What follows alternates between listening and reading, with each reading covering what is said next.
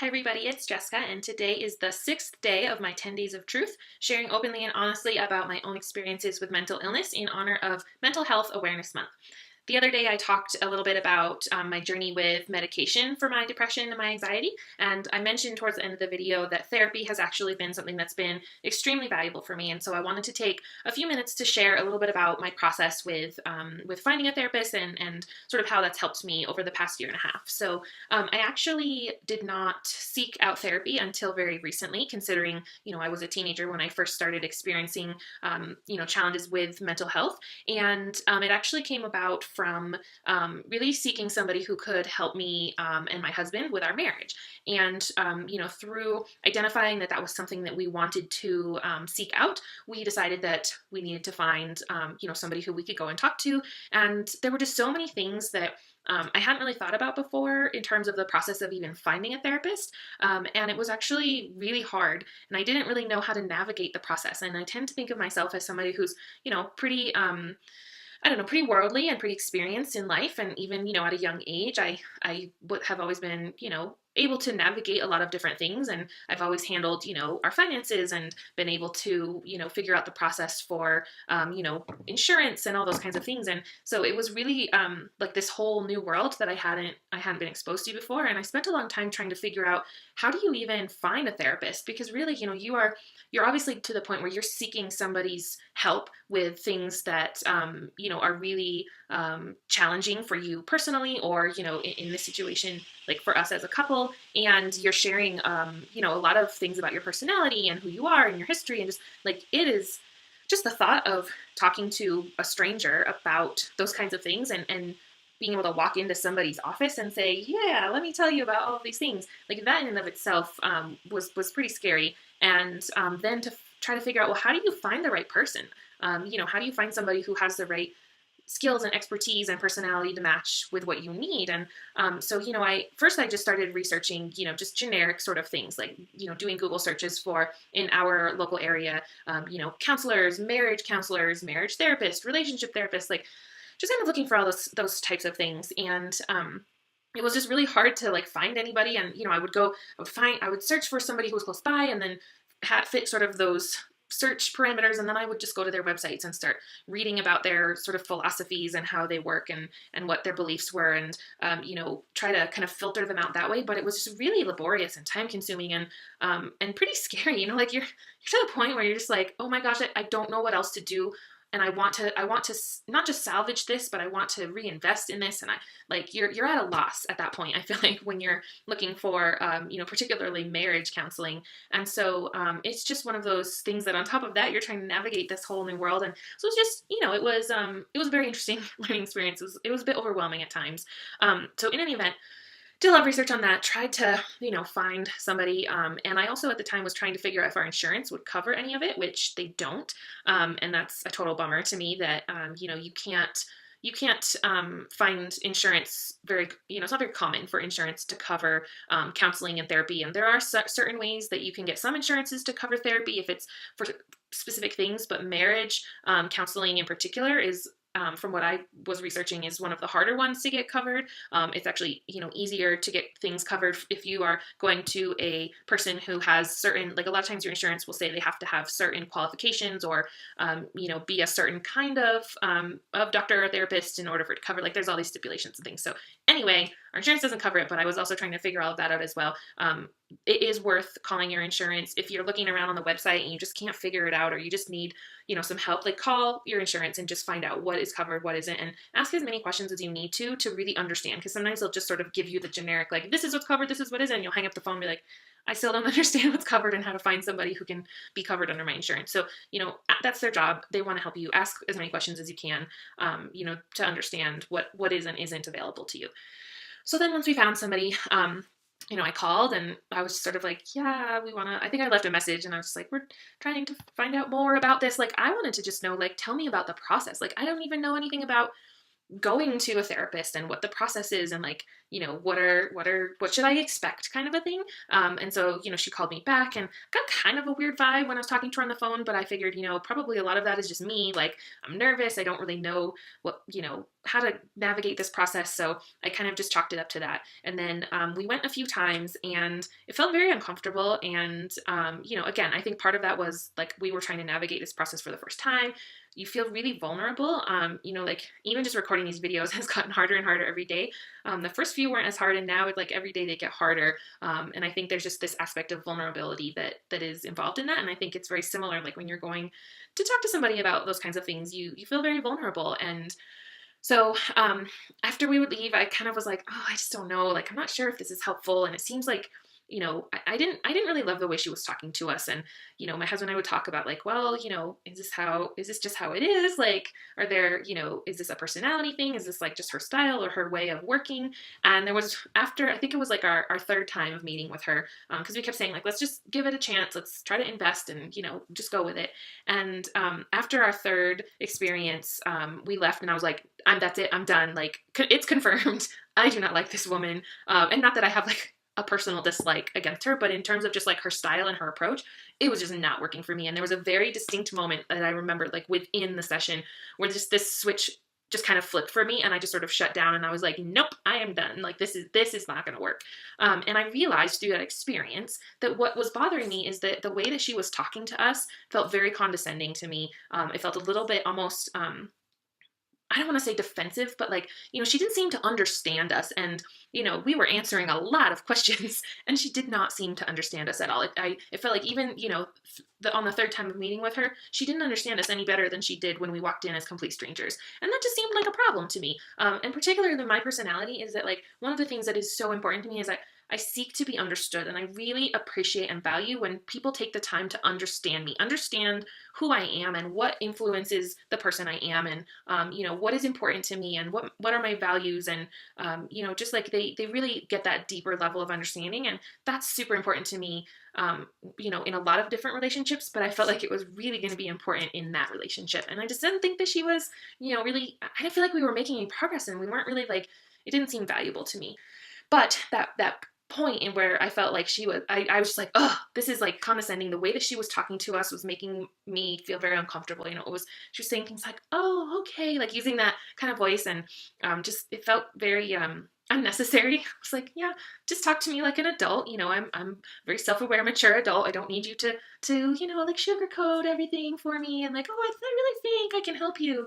And I'm probably being very terribly mean and horrible, but like I'm just trying to be like super transparent. That's how I felt. Like in my mind, that was what was going on, and that's how I was receiving information. I'm not necessarily saying that's how she intended it or that that's even what was happening in the moment, but that's how I felt. And at the end of the day, the person you are going to see who is your therapist, you need to feel comfortable with them and you need to feel like you can listen to them. And I didn't feel like I would be able to really listen to her and wasn't getting a lot of depth to that relationship. The other thing that was sort of a red flag for me, I am a very, very self-aware person. And one of the ways that I tend to try to sort of get a handle on things that are going on, whether it's depression or anxiety or anything else that's going on, is that I research it, and I want to find examples and anecdotes and stories from other people and hear their experiences, and I want to read research and white papers and studies that have been done and understand theories. Like I am particularly interested in psychology and the theory behind different people's approaches to that work. And so I've done over the years, especially being I have my master's in educational psychology, and through that program, I actually found that not only was I learning to better understand the students who I was working with, but I grew such a deep understanding of myself through that work because I worked with gifted kids, and I did a lot of my research and a lot of my work around gifted education, and through that I found a lot of things that were really that resonated with me, and that I was able to then sort of take and run with it and go down that rabbit hole of understanding myself better. So I remember at one point in the conversation with this first therapist talking to her about, because she asked me a question, and the way that I was answering the question was, well, actually, the person who I am is, and I was sort of sharing with her, and I said, do you know the research about, I think it was, and I shared with her Dabrowski's overexcitabilities and his theory of positive disintegration. And I said, are you aware of that work? And I tried to be very just like, I'm just genuinely asking a question. Like, is this something you've heard of? Because it is sort of a niche, field in psychology. And especially if you haven't been working with gifted individuals, you might not necessarily know about that work. And she got super defensive and she was, sort of, and almost like acting like not only did she not know that, but she didn't need to know it. And that she was a little bit appalled that I was bringing it up. Like, there was just so many things about it that just did not feel right. And that really hurt me. I was like, wow, I have, like, this is important research to me, and you asked me a question, I'm trying to tell you that I know these certain things about me, because if I tell you that, I think that can help you to help me better. And she did not seem very receptive to that. So that was sort of the point in which I was like, no, this is not going to work. But through that experience, I'm actually really glad that my husband and I went for those few times, because then when I walked out, I had something to go on to then be able to seek what I was actually looking for. And so it just sort of dawned on me, like, I wonder if, and I had no idea, but I was like, I wonder if there are people who specifically work with gifted individuals, because maybe that's what I need to find for us. I am a gifted adult in very different ways. My husband is a gifted adult. And I felt like maybe that would help someone to be able to understand each of us as individuals, and then understand how that, sort of comes together in our relationship. And so I started looking for that, and I found that there actually are a few, they're not as many, but there are a few people who work in the field of gifted in terms of therapy. And the thing that I found is that there are more people who work with gifted children than gifted adults, but I was able to go through some of the local organizations that work with gifted education, and then contacted them and then asked, do you know of anybody in the area who works with gifted adults? And then they were able to get me connected to this absolutely amazing woman who I cannot say enough great things about.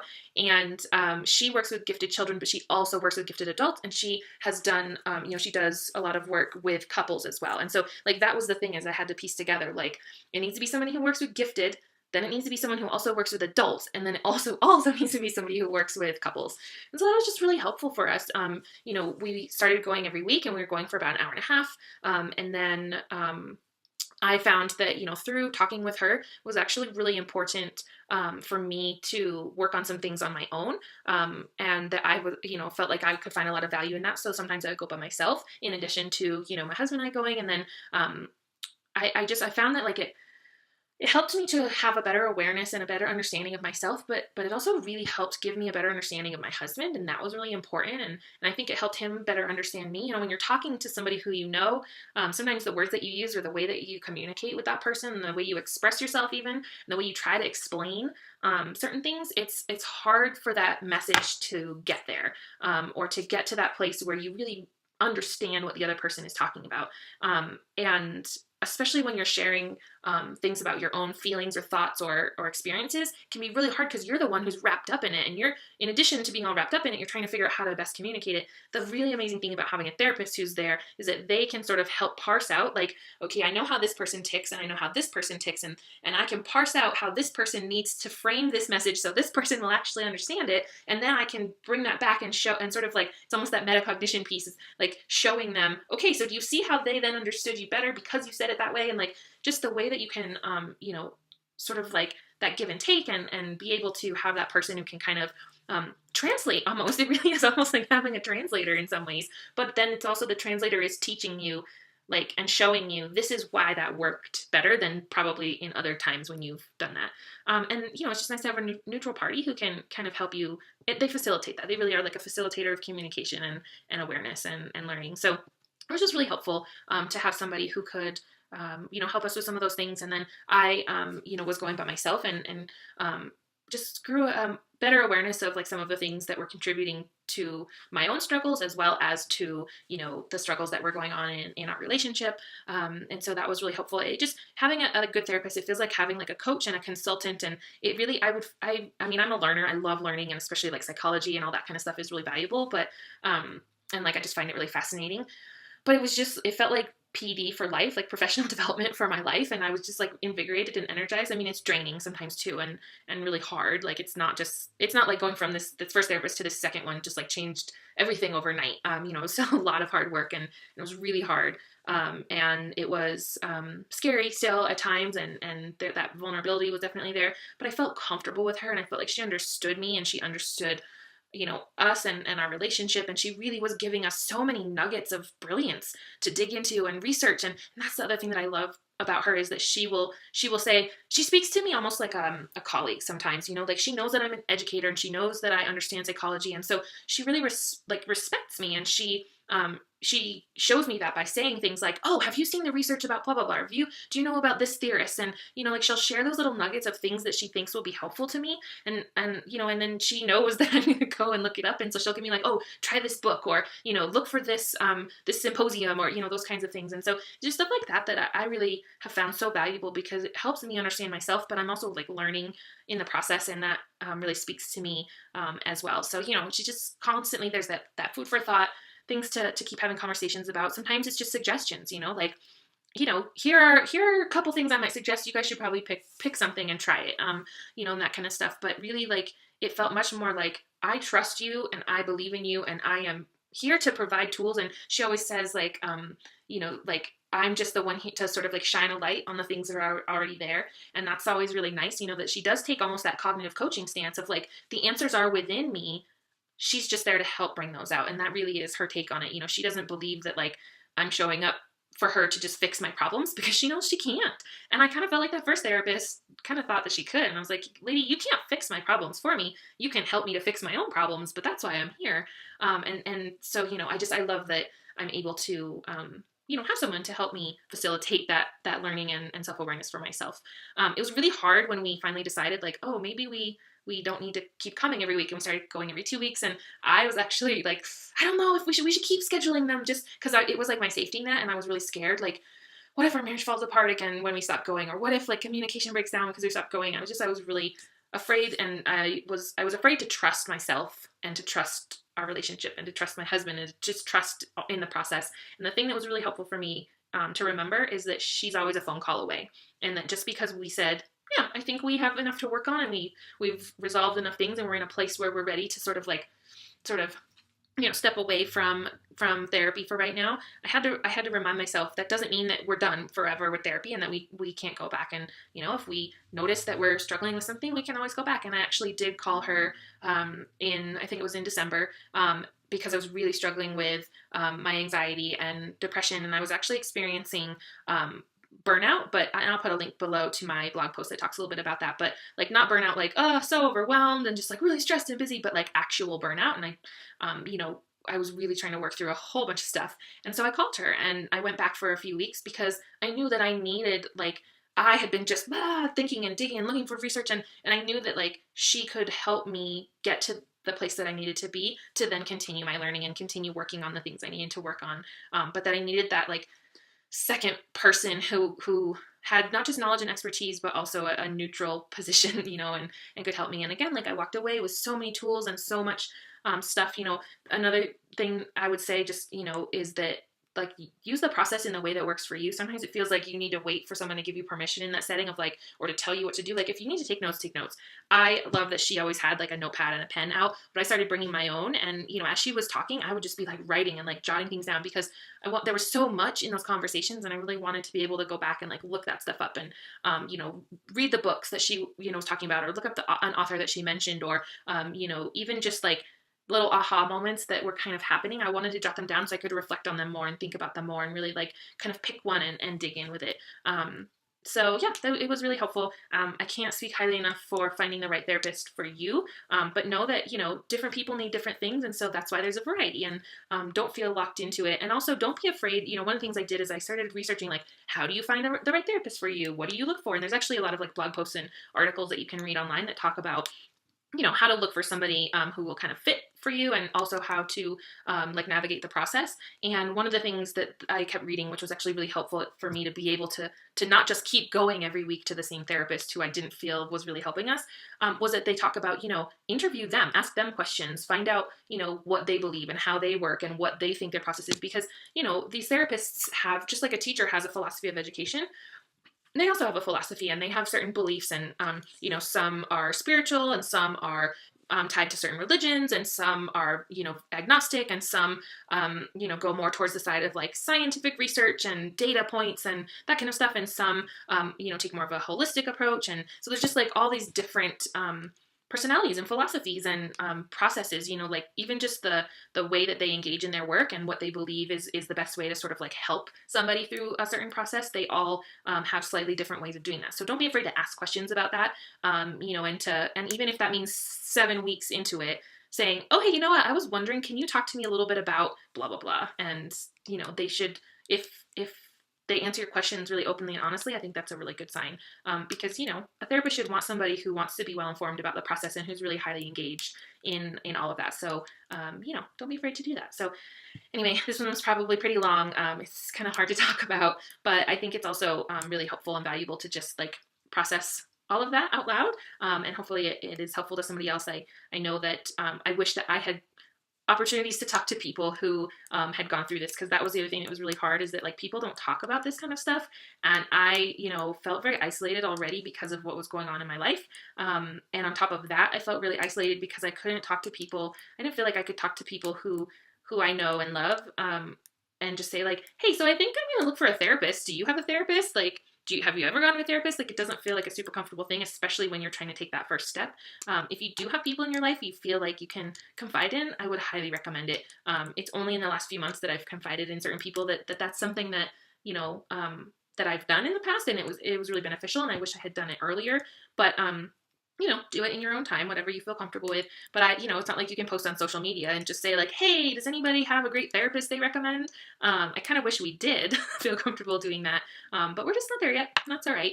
But it's not like finding a landscaper or a dentist. So just do your research and look around, but don't be afraid to ask too. And you'd be surprised how many people who have gone to therapy or are currently going to therapy, or who have a therapist on speed dial, so to speak, and who can recommend, somebody who might be a good fit for you, or at least somebody, some way to navigate the process, and someone to talk to about that as you're going through it. So thanks for listening. I hope everybody has a really great evening, and I will talk to all of you tomorrow.